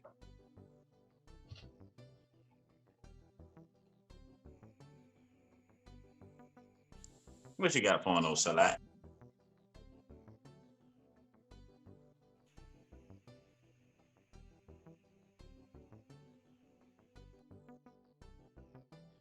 Guess he said nut. I'm off mute. My bad. I was on mute. Microphone checker. Questions, comments, concerns, and or corrections, or just, I don't know, anything.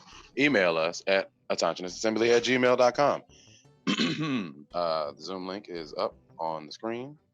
If not, you can email us and talk to us through that. You can dial in. The number works. People do it all the time. I don't have anything to say. I'm just waiting. I'll be waiting. I've been waiting since last year for an email. Been waiting. I don't know if the email works now. No, it works. Email. It works. Trust me, it works. But yeah, man, somebody gonna have to tell me why I should not fill out the census. Or, I mean, they probably don't care if I do or not, but I would like to know, if you're not going to, why? Why would you not? Because I'm not even thinking anti-governmental anymore. It's kind of huge for people who just don't want to answer the door for strangers. So anti-community. I'm just gonna call you anti-communal. You are is it communal? Anti-community. Prove to me otherwise. I'm sorry. Peace out. Wait, are you saying aren't I community or anti? What? Ain't I community? Ain't I community? I didn't even think about it like that, but I like it. Ain't I community? You anti-community. I'm sorry. Prove to me otherwise, please. I'd appreciate it. Not that I'm anybody to try to prove anything to, but peace to the panel, peace to the chat. See y'all mañana. Alrighty. Thanks again, Gabrielle and No Sellout. Thanks again, Doodle Vision, for dropping in. Also, thank the active chat and the silent majority for coming together to making the show what it is, because it takes all parties, again, making this possible. And again, simply, this is about participation. And people who would tell you not to participate, then you have the right to ask them, what's the alternative? What's the real life actual alternative that we can implement to fix the conditions that our people are suffering from? And if they can't give you an answer, that should tell you all you need to know. So on that, brothers and sisters, continue the great work in your communities. Continue on your genealogy, finding out who you are and how you tie in. Continue to spread the information amongst your communities on what we can do as neighbors, brothers and sisters, distant relatives to fix the conditions of today for a better tomorrow, and so on. So on that note, until we link up again, remember we love you, and peace. Peace, everybody. Oh, it's easy to make a buck. It's a lot harder to make a difference. Ouchie. Peace, y'all.